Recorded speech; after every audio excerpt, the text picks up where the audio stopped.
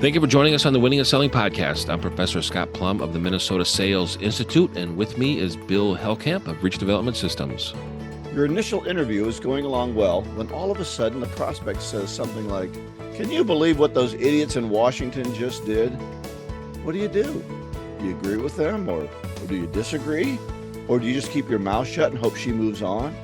And exactly what flavor of idiot is being discussed anyhow? If you want to learn how to avoid these conversation traps, tune in as Scott and I discuss what if they bring up politics and other important topics on episode 550 of the Winning at Selling podcast.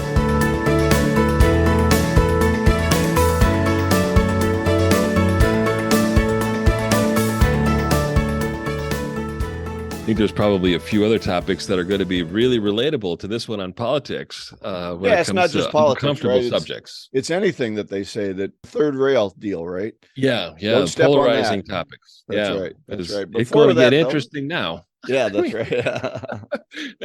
It's almost like you're rolling the dice going, am I going to, are they going to vote with me or against me? Is this going to help my relationship or hurt my relationship? Is it even going to be part of the relationship? And in some cases, it does not even need to be part of the relationship, but we'll save that for our after the book club subject. We're talking about the book, What Great Salespeople Do. And today we're doing chapter 3. So we're moving along on this book, and I'm very intrigued with this book. I really love how they're covering the whole person, the whole self, when it comes to being a salesperson, a person that sells. And this topic is on the hidden power of vulnerability. And that is always an area that I think some people know how to be vulnerable, and some people will never be vulnerable. And the opening paragraph talked about dealing with people who are just too perfect. And when a prospect is struggling and they meet a salesperson that's just too perfect, that prospect is not feeling comfortable opening up and being vulnerable to somebody who doesn't not have a problem in the world. Bill, is that how you kind of picked up the opening part of the book? Well, I think that, we can, as salespeople, we can step in it pretty well at any point along the journey. But I don't know that being perfect is something I've ever had a problem with. So I guess I don't know, in the context of salesperson. I mean, do I dress nice? I guess I did have a situation where, as a speaker, I was overdressed. And I went in to talk to some guys who were meat packers with a suit and tie on, and they came out in bloody smocks. And so maybe in that case, I was a little too perfect. Maybe going in and talking to somebody at a manufacturing plant with a suit and tie on might be off-putting. So I can think of that. But I don't know that necessarily how I dress is always going to be something that pushes people away. But I think we can do that if we have a haughty nature, or a nature that says, I know everything. I think that's something we have to be careful of. Yeah. There's no emotional connection there. We all know that people buy emotionally, they justify it intellectually. And one of the sentences out of the introduction of this book, it says that people buy what just as much as they buy from who. And that's why salespeople are so powerful in decision, and they have tremendous influence if it's used in the right way. And when people that have problems don't want to talk with somebody who cannot relate to them, empathy is so powerful. If a salesperson recognizes empathy and they're able to see a position from a prospect side, it makes it more relatable. So being empathetic can cause a prospect to really open up and share more information, because they're seeing the situation from their perspective. The salesperson and the prospect are seeing the same situation.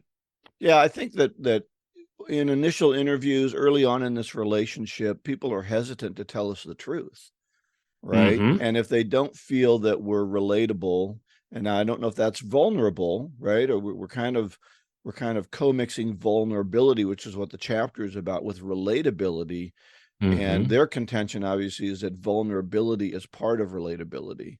And that saying that, I'm not perfect, I've screwed up, I understand where you're coming from, can help us to relate to them better and help them open up and be a little bit more honest with us. So I think that's true, that we don't want to come across as know-it-alls. And I do think that that's a challenge that some people face. We're gunned at when we start a new job. It's product knowledge, know the company, product knowledge. And then we want to become experts so that we never make a mistake or say anything wrong. And so when we do that, I think we're not very vulnerable. Yeah. The authority, I think, on vulnerability, and most of our listeners will recognize this name, is Brene Brown, and she covered, she was referred to in this chapter many times. I've just finished listening to her book, Atlas of the Heart. It's a fascinating book, and she talks a lot about shame, and this is a line out of the book that we're reading here: is shame is the birthplace of perfection. Shame is the fear of disconnection. And I mean, when you think about that, it's like, wow, I can really relate to that. I'm firstborn. I kind of suffer from perfectionism. I can't even say that right. Yeah, that's wrong. Don't try to be perfect if you can't even pronounce it. And I can kind of relate to those two sentences. And it's really interesting to see how I buy when I'm feeling vulnerable, or how I buy when I'm feeling overly confident. And it really has a lot to do with the person I'm talking to. It has a tremendous influence. And I am, pretty sensitive and critical about salespeople when it comes to conversations, good or bad. It is what it is. Yeah. I'm no Brene Brown fan. I've read one of her books and I found really? it pedantic. Okay. Too simplified. As a matter of fact, if you look at the astounding graphic they came up with on page 37 between shame and courage, it was an arrow at either end of a line. And it was like, wow, that really deep. Woo, what a deep graphic. And I know my wife and I've read another book by her, and she had the same kind of quality graphics, a line that went up and down. And it was like, oh man, I just learned so much from this line. Yeah. So sometimes folks, I don't know where I go when I say things that I do. Yeah, well, I mean, we don't like everybody. So Brene Brown I know she's very popular.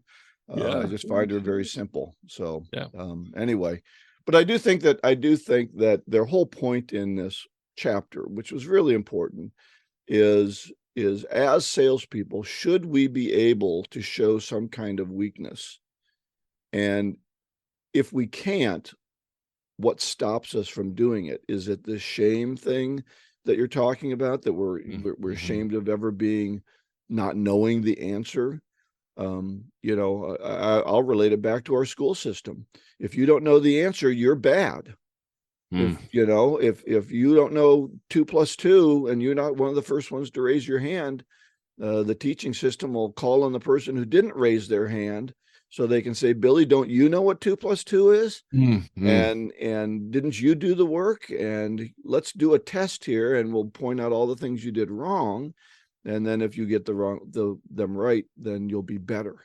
If your perfection is the goal, and we know in business, screwing up more often is going to get us more success than being right all the time ever will. So I do think that we learn shame from our families, from our school system, from our own personality.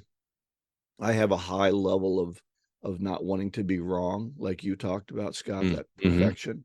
And sometimes I think that gets me into trouble because I won't challenge myself because I don't want to be wrong.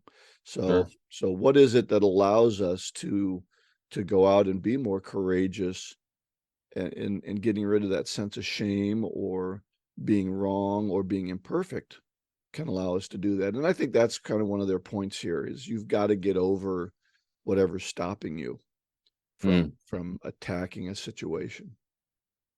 Yeah. And they talked a little bit in this chapter about the difference between men and women, and the voice, that they hear. I'm not getting into the difference between men and women. They're separate but equal. Another third rail there. Oh my. Yeah. So the two primary topics, types of mind that people have. One is never good enough, is one voice that they hear in their head, and the other one is, who do you think you are? And for women, the shame is about not being perfect, not being everything to everyone, not being thin enough, not being able to do it all and smile the whole time. And for men, they talked about the cultural primal rule that drives shame is that they are perceived as being weak, and that men should be appeared as being, emotionally stoic. And being vulnerable and being weak as a man is not really an attractable trait. But it all depends on the situation and the timing and the context of it at the same time. Speaking from the male perspective. I can only speak from that perspective. And I don't think that I don't think our society is moving in that direction. Our society has certainly moved away from that stoic, emotionally stoic appreciation for men. Maybe there are some people who feel that's important. I have some friends, I would say, that are emotionally stoic, but I've never felt that way myself. So maybe that's why I have that perfection thing. What's the rest of the chapter about? Well, I think the last thing talks about being consultative, trusted advisor. We must be perceived as experts who have all the answers. This is kind of the mindset of people when they're salespeople. They want to be that trusted advisor, and this is exactly what the chapter is about. And we should really consider being perceived as having the confidence in being able to manage the process and deliver the best outcome. So find more out about the process that people are going to go through, find out more about the desired outcome that they're going to go through, be empathetic, be sympathetic, be compassionate to where they are, because we're not necessarily laughing at a funeral all the time. And there are some people who are in pain and they want to talk with somebody, and they want to talk with somebody who understands who they are and where they're coming from. Yeah, so one of that's the kind of challenges, how this one of the challenges, Scott, that I see in this wanting to always have the answer is that often we'll answer the customer's questions in the initial interview. Either as consultants, we'll solve their problem for them, showing how smart we are, instead of getting paid to solve their problem for them. Or in some other situations, we'll tell them we know the solution to their problem and cheapen our solution. So if we come up with a solution for a customer they've had this terrible problem and it's been racking them, and because of our expertise, we walk in and go, oh, that's no big deal. Let me show you how we'll fix that. We cheapen our solution to the point where it's worth a half-hour conversation. And in some cases, we're not believed or not trusted because we came up with an answer too quick. So being able to repress that desire to show them how much we know and say, you know what, let me take this back and talk with some of my colleagues and let's come up with a really good solution for you. It allows us to go back and really think through some things and come up with a better solution. And I think that's important, rather than, as you're talking about, trying to be perceived as an expert and showing off our intelligence. Yeah. Very good point. So I'm looking forward to the next chapter. Yeah, I like this book. I like the way they wrote it. Yeah. So we're having Danita Bai on next week. We're really looking forward to that conversation. So we'll have a guest. So we'll pick up in 2 weeks. We'll cover the book again, and we'll be up to chapter 4. Yeah. Excellent. All right. So our main topic today is, what if they bring up politics? So I don't think I need to tell our listening audience that we live in a very divided world. And it's one where you can be canceled if you have political views that half the country holds. And I think a lot of conversations feel dangerous. They can, we get off track. It can be fearful for what people are saying. And it's hard to know, as a salesperson, what are we supposed to do when the client or our prospects, we barely know, mention something political, or they take the conversation in any direction that I feel is treacherous, right? So we've been told in the past, Scott, to avoid politics or religion. Don't talk about politics or religion. Now, do you follow that advice? Have you done that in the past, or is that true or more or less true now? In business, I will avoid it, or I will listen for them, the prospect, to take the lead as to which side they're kind of swaying on. Sometimes when you look at a person's office, you can look around and you pick up different clues of where they stand. So that's in a professional, relationship. In a personal relationship, is probably one of the first things that I bring up. Is beliefs. Beliefs determine our behavior. Beliefs determine what we do and we don't do. And nothing can be more grounded in beliefs than religion and politics. So yeah, but I don't. So are you saying not to use it in business situations? Correct. In business situations, stay clear. You confused me there. I confuse a lot of listeners, but I'm talking about the authentic self and the whole person, and really appeal to the person who's a salesperson. So yeah, and I think there's a lot of things, we'll run into people, they might tell racist or sexist jokes. Yeah. They might talk about people that we know in common in negative terms. So let's talk about our options. When this happens, what are some of the options? And I got 6 options. I got 5 options, and then maybe you've got some ideas in here. So number 1 is, we agree with them. No matter what their position is, We agree with them. We say, oh yeah, obviously, yes, those idiots in Washington. Now, which idiots were you talking about? Yeah, Those men and women are idiots. You're right. You're right. So what are the repercussions, Scott, of just agreeing with everybody that we meet, no matter what they say? Well, if it ever gets discovered that you're not being authentic, that's going to be really perceived as misleading and lying. And when you start talking about areas where people are finding out about others and their beliefs, and then you lie to them, I mean, it's not going to get any better from there. It's just not going to end well. So also you may forget what which one we right. argued for, right? Yeah. So Yeah. it's hard to know which lie we're telling. If we keep telling lies, it's hard to keep track of them. So yeah, I would agree with you. I don't think that's a really good position. Plus, it makes you feel smarmy, don't you think? It does. I wouldn't think much of myself. Right. If I was doing that, and I might choke on the words depending upon their point of view. I don't think I could do that personally, and not have to go slit my wrist after it's all done. Especially in the age of social media, they start seeing who you're connected to, and all of a sudden, it's like, oh my! I've looked people up, and I'm like, oh, I can see what side of the aisle you vote on, and I don't know if it's going to work or not. Yeah. So we need to be cautious of that. So do you think people make this buying decisions based on whether they like somebody's political position or not? I think it is a filter and a qualifier that people have when they're in a conversation with the person. So I don't know if it's necessarily at a point of making a decision of buying or not buying. I think they're at a point of deciding, are they going to trust this person or not? Okay. And I've got very, very good friends who I love dearly who do not vote the same way that I do, but they are still my friends. And I would still do anything for them. Even if they ran for office, I would volunteer for their campaign, as hard as that would be. Yeah, I don't think I could go that far. I can put up with them, but I think they're on their own as far as their campaigns, especially if they have crazy thought. Okay, choice number 2. Tell them what you really think and let the chips fall where they may. So they say they're for politician A. You say politician A is the real idiot problem in the world, and I'm voting for politician B, and you're crazy if you think that. So obviously that might be the last conversation. That might be the last conversation we have. Do you want to have a sale, or do you want to be right?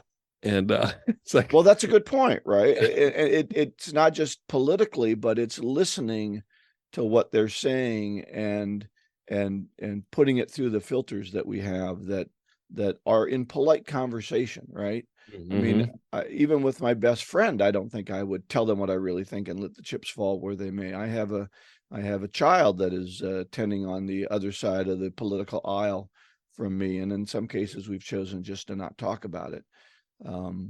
Now, it's hard sometimes to not say something, but I don't think that's how we would handle any person that we should meet. Now, that's becoming, because of social media, I think we're thinking that is an option.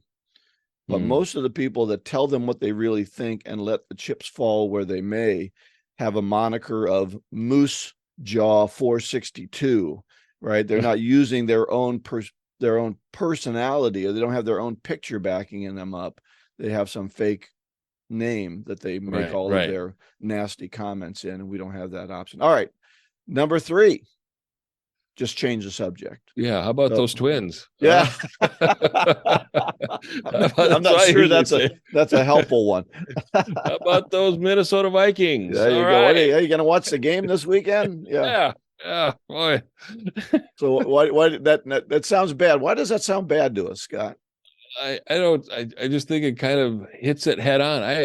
I worked for a guy, great guy, loved him very dearly. I worked for them for more than one company, and anybody, and he was around, machinists, people, and occasionally, a machinist person would be in his office, and they would be who didn't know the guy that I worked for, and they would start to tell kind of a sexist joke, and he would listen. My friend would listen to him, and he would not laugh. And then he would say, "Stop it." And very compassionately, "Stop it. Don't ever do anything like that in front of my friend again. And nobody, they learned quickly. And it was very evident when somebody stepped out of bounds with him, and he put him in line without saying or scolding or shaming at all. It was so classy when he did that.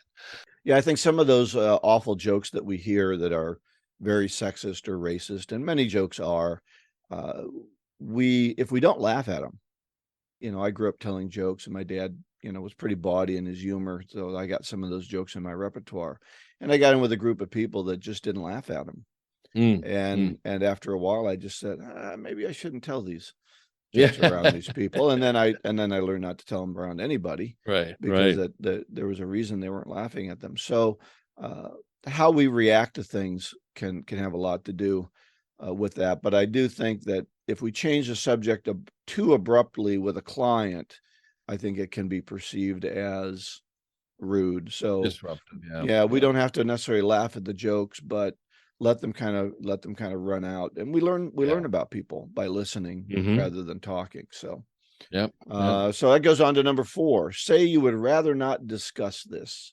So maybe kind of hit it Mm-hmm. a little bit more head on than just saying, how about them twins? But to Yeah. say, you know what, I'm very uncomfortable with this conversation. It Hmm. puts me in a bad position to have to make a decision one way or the other. Yeah, that could come across as a little scolding and shaming on the Hmm. for the other Hmm. person. The other person's trying to get you to know you, and this is how you engage with them, is that you scold them in the first meeting or second meeting, and that's not going to help the relationship at Right. all. And making you feel better, like you're the leader and you're the victor and they're the victim. That's not going to go over. It's just not going to work out well. Yeah, it can, you can come across as, you know, holier than thou, or I'm better than you, or, Hmm. I've made the decision not to talk about this. Right. And if they don't see that immediately, that it's not a good situation for them to be talking about it, then me chastising them in that way is not gonna help it. Mm. So I think you're absolutely right. Hmm. It can come off as scolding. So my last one, this is obviously the one that I would prefer, is to listen to them and then ask questions, then slowly move them back to safer topics through questioning. Yeah. Yeah.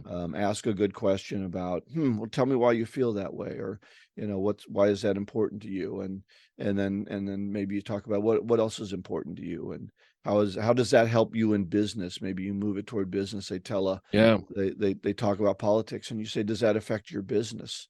Mm. Who's in power, and kind of see and kind of move that back toward a situation that's more business oriented. So, they Hmm. say, how about those idiots in Washington? And you might say, well, have the current idiots, has that affected your business in a negative way? And see what they say. And then we're moving it back to safer ground as far as repercussions of what politicians do, rather than maybe personalities of what politicians do. And then we can make a better judgment. So what do you think about that one? Yeah, I like that one. And that's probably where I would go, probably naturally. I would go to that one. And I'd ask questions about, how do you mean? I might say some, statement of interesting, just to show that I'm listening to them. This is also, I mean, like you just mentioned, Bill, it's a great opportunity to ask questions to find out how different decisions in Washington are affecting them.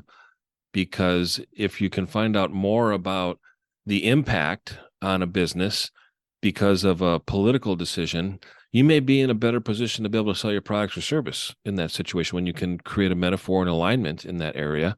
And you can find out what's going on in that industry that you may not know about, because maybe you're not a member of an association that provides a lobbyist that gives you ideas on what's going on Capitol Hill.